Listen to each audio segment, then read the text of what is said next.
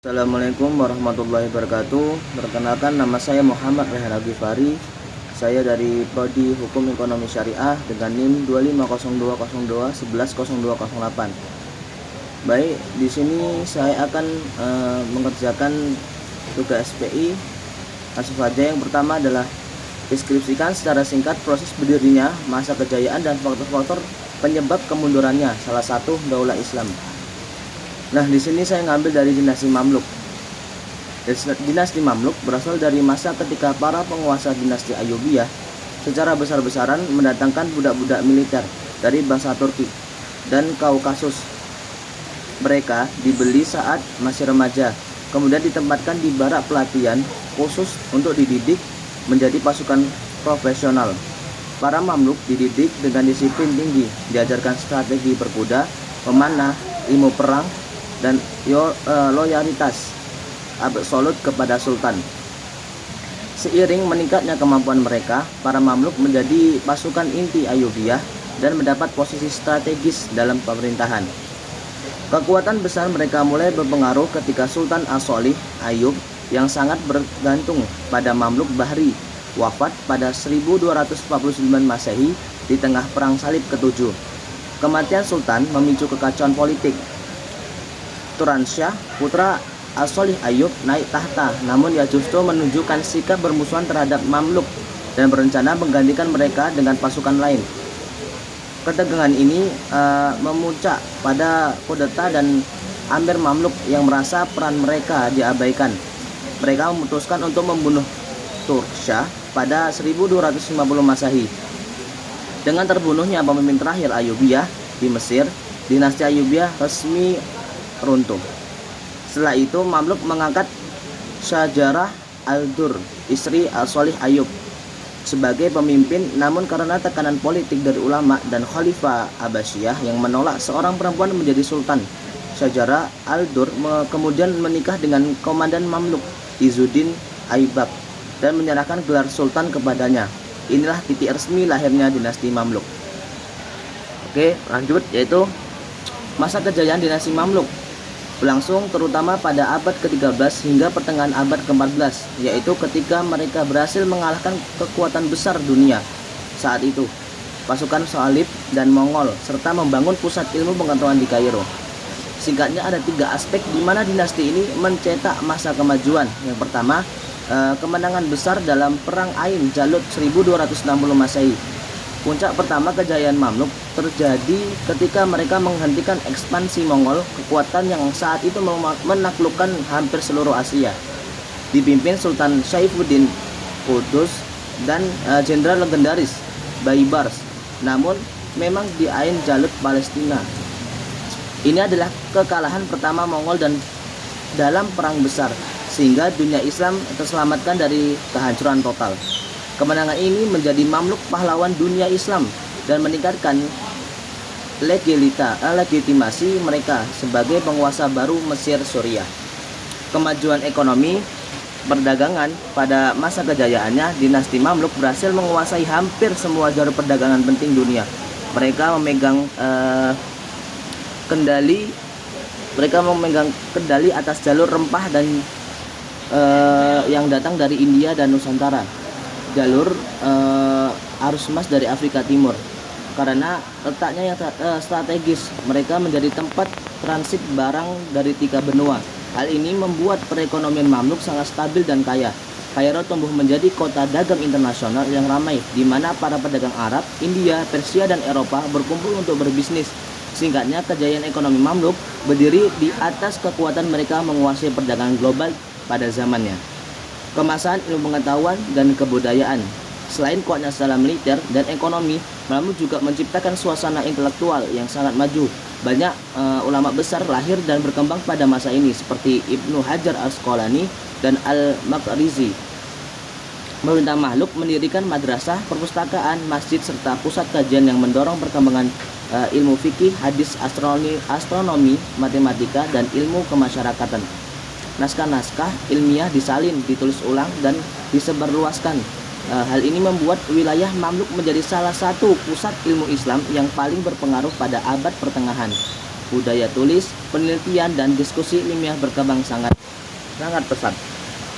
Lanjut yaitu faktor kemunduran.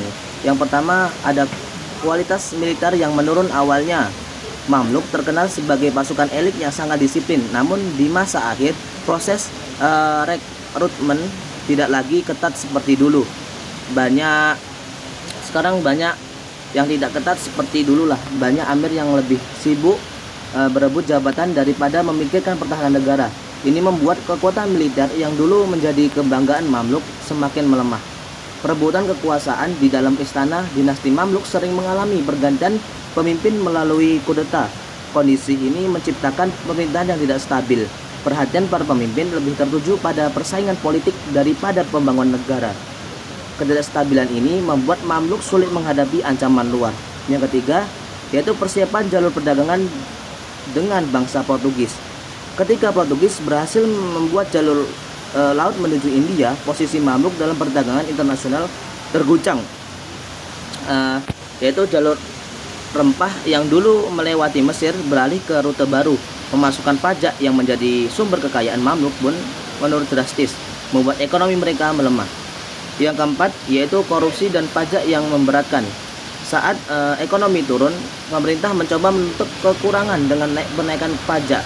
Namun banyak penjabat yang melakukan korupsi sehingga uang negara tidak digunakan dengan baik. Rakyat makin terbebani dan kepercayaan terhadap pemerintah merosot. Ini mempercepat kemunduran dari dalam. Yang kedua yaitu pertanyaan yang kedua, dari semua materi yang telah dipelajari dalam SPI, bab apa yang paling menarik dalam memberikan inspirasi bagi Anda? Dan jelaskan. Baik, kalau dari sudut pandang saya di sini ngambil dinasti Mamluk adalah kisah yang paling menginspirasi. Nah, di sini mari kita bahas titik mana yang paling menginspirasi. Keterbatasan bukanlah penghalang untuk menjadi besar. Mamluk berasal dari latar belakang yang sangat rendah. Mereka adalah budak militer, namun dengan disiplin, latihan keras, dan kemampuan yang terus dikembangkan, mereka justru bertumbuh menjadi pasukan paling disegani di dunia. Kisah ini bukanlah takdir. Orang tekun dan berusaha keras dapat mencapai posisi yang sangat tinggi. Ini selaras dengan firman Allah Subhanahu wa taala pada Quran surat Ar-Ra'd ayat 11. A'udzubillahi minasyaitonirrajim. Bismillahirrahmanirrahim. Innallaha la yughayyiru ma biqaumin hatta yughayyiru ma bi anfusihim. Pada setiap periode yang dipimpin dalam daulah Islam pasti mengalami fase kemajuan dan kemunduran. Lanjut yaitu faktor apa saja yang dapat saya simpulkan dalam pengaruh kemajuan daulah Islam. Faktor-faktor yang mempengaruhi kemajuan daulah Islam. Kemudian sebuah daulah Islam perlu didorong oleh beberapa faktor penting, seperti yang pertama adalah kepemimpinan yang kuat dan berkualitas, pemimpinan yang tegas, adil, dan berwawasan luas, maupun mengatur negara dengan baik dan membuat masyarakat menuju kemajuan. Yang kedua adalah stabilitas politik dan persatuan umat, keharmonisan internal, minimnya konflik dan kuatnya persatuan membuat negara dan dapat fokus membangun, bukan menyelesaikan pertikaian. Yang ketiga, perkembangan ilmu, pengetahuan dan pendidikan, seperti hadis Nabi SAW yang berbunyi, man arada dunya fa'alaihi bi ilmihi wa man arada al-akhirata fa'alaihi bi ilmihi wa man aradahuma fa'alaihi bi ilmihi. Peradaban Islam akan lebih maju ketika ulama dan ilmuwan diberi ruang untuk berkarya. Madrasah, perpustakaan, dan pusat riset menjadi sumber kemajuan. Hukum yang adil dan para pemimpin yang amanah, penegak hukum syariah dan administrasi yang rapi pada semua aspek, dan para pemimpin yang amanah dalam pengemban kepemimpinan mereka dapat membantu menciptakan kepercayaan masyarakat terhadap negara. Faktor apa saja yang menyebabkan kemunduran daulah Islam? Baik. Nah, di sini saya sedikit akan menjelaskan. Yang pertama adalah kepemimpinan yang lemah dan tidak amanah, korupsi, penyalahgunaan kekuasaan, dan pemimpin yang yang lebih mementingkan diri sendiri, mempercepat keruntuhan negara. Yang kedua, konflik internal dan perebutan kekuasaan, pertikaian antar elit, kudeta, dan perpecahan umat dapat membuat negara tidak stabil dan mudah diserang di luar. Yang ketiga, kemunduran dalam bidang ilmu dan pendidikan. Ketika umat tidak lagi menghargai ilmu, riset melemah, kreativitas menurun, dan teknologi tertinggal, akan mengakibatkan ketidakmampuan bersaing dengan kekuatan luar. Kira-kira solusi apa dapat saya tawarkan guna mencegah runtuhnya Daulah Islam? Bentuk solusi yang dapat kita terapkan antara lain. Yang pertama, mewujudkan pemimpin yang adil dan amanah. Pemimpin harus menjunjung nilai kejujuran, tanggung jawab, dan keberpihakan kepada rakyat sesuai prinsip syariah. Yang kedua, memperkuat persatuan umat dan menghindari konflik internal. Persatuan menjadi kunci stabilitas. Perbedaan pandangan harus diselesaikan melalui dialog, bukan kekerasan apalagi perpecahan. Yang ketiga, menghidupkan kembali budaya ilmu dan riset. Negara harus mendukung pendidikan, mengembangkan pusat-pusat studi, dan membuka ruang bagi ilmuwan untuk berkarya, serta menanamkan akan kesadaran betapa pentingnya ilmu pada generasi muda. Pemerintahan yang transparan dan bebas korupsi. Pada dasarnya, suatu pemerintahan hanyalah untuk melayani rakyatnya. Kepemimpinan yang amanah adalah fondasi negara yang kuat. Birokrasi yang bersih akan menumbuhkan kepercayaan rakyat. Yang keempat, perbedaan ekspansi barat atau imperialisme dan ekspansi Islam atau futuhat dapat kita nilai dari beberapa aspek. Yang pertama, tujuan ekspansi dalam imperialisme barat. Tujuan utama adalah mencari kekayaan, sumber daya alam, dan keuntungan ekonomi. Mereka juga ingin memperluas kekuasaan politik dan mendapat wilayah jajahan. Ada misi yang dikenal sebagai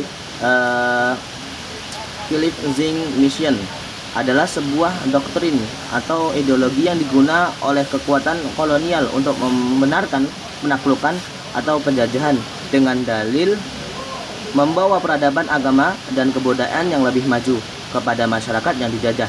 Tetapi seiring ini hanya digunakan sebagai alasan dan dalam praktiknya kerap kali banyak membawa penindasan. Futuhat Islam, tujuan utama adalah menyebarkan keadilan, perubahan sosial dan dakwah, bukan sekedar memeruas wilayah, membebaskan masyarakat dari kezaliman dan sistem penindakan kerajaan-kerajaan tiran. Tidak memaksa menduduk masuk Islam, hanya membuka peluang dakwah. B, yaitu cara metode yang digunakan imperialisme barat, menggunakan penjajahan militer, kekerasan, dan eksploitasi sumber daya, menerapkan sistem yang menguntungkan penjajah dan menindas yang dijajah, memaksakan budaya, bahasa, bahkan agama kepada masyarakat lokal. Futuhat Islam mengutamakan dakwah, perjanjian damai, dan diplomasi sebelum perang. Perang hanya dilakukan jika ada penindasan atau agresi dari pihak lawan. Tidak memaksakan agama, rakyat non-muslim diberi kebebasan beragama dengan aturan yang adil. Baik, yang kelima adalah pada masa sekarang banyak yang mendapat peradaban Islam akan dimulai dari Indonesia. Bagaimana pendapat Anda? Baik, yang pertama, jika setuju berikan alasannya, dan jika tidak berikan alasannya. Saya setuju bahwa Indonesia berpotensi menjadi pusat pembagian Islam karena beralasan yang pertama, jumlah umat Islam terbesar di dunia. Indonesia memiliki lebih dari 230 juta muslim, sehingga potensi untuk membangun komunitas ilmiah, ekonomi, dan sosial berbasis nilai Islam sangat besar. Kita hanya perlu bagaimana caranya para penduduk di Indonesia sadar akan pentingnya kemajuan agama Islam. Yang kedua, beragaman budaya dan harmonis dengan nilai Islam. Seperti yang kita ketahui, banyak sekali tradisi dan budaya kita yang cocok sekali dengan ajaran Islam. Ini bisa dijadikan dasar untuk membangun peradaban Islam yang lebih harmonis dan dapat berjalan beriring dengan Islam. Yang ketiga, potensi ekonomi dan sumber daya alam melimpah. Dengan pengolahan yang baik, Indonesia dapat menjadi pusat perdagangan dan inovasi seperti Mesir atau Baghdad dulu pada masa kejayaan Islam. Yang keempat, semangat pendidikan dan dakwah. Di Indonesia banyak lembaga pendidikan Islam seperti pesantren, universitas yang lebih menjadi fondasi dan wadah untuk memajukan Islam dari aspek ilmu pengetahuan dan teknologi. Menurut Anda, bagaimana cara menghidupkan kembali peradaban Islam di masa sekarang seperti masa kejayaan dulu?